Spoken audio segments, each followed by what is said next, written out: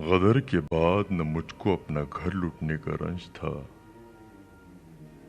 نہ مال و اسباب کے ضائع ہونے کا۔ جو کچھ رنج تھا اپنی قوم کی بربادی کا۔ آپ یقین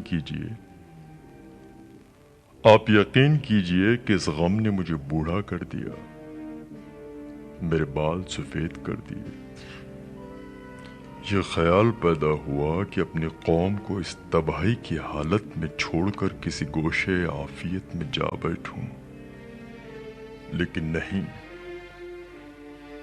میں نے ہجرت کا ارادہ ترک کیا اور قوم کی بھلائی کے لیے جد و جہد کی راہ اختیار کی۔ اما یہ سید احمد تو کہتا ہے کہ ہمارے بہو بچے بیٹیاں انگریزی تعلیم حاصل کریں گے۔ لا حول ولا قوت۔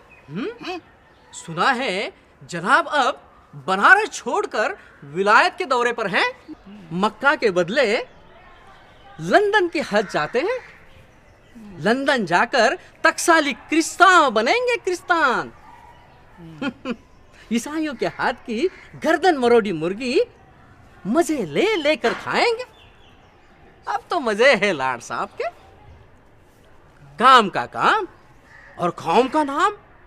بہت خوب فرمایا آپ نے، بالکل صحیح فرمایا۔ لندن سے دہلی آئے 10 یوم کے لیے، یہ زحمتیں اٹھائی فقط قوم کے لیے۔ ارے بھائی تمہیں کچھ پتا بھی ہے؟ سید احمد نے اپنا سر انگریزوں کے یہاں 10,000 میں گروی رکھ دیا ہے۔ کیا کہتے ہو؟ مجھے تو یقین نہیں آ رہا۔ مجھے تو صرف اتنا معلوم کہ فرنگی سرکار ان کا سر کاٹ کر لندن لے جائیں گے اور لندن کے عجائب گھر میں رکھیں گے۔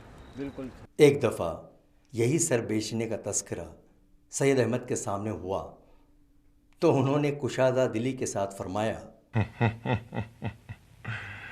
جو چیز خاک میں مل کر خاک ہونے والی ہے اس کے لیے اس سے زیادہ کیا عزت ہو سکتی ہے کہ دانش مند لوگ اس کو روپیہ دے کر خریدیں اور اس کی قیمت کا روپیہ قوم کی تعلیم میں کام آوے۔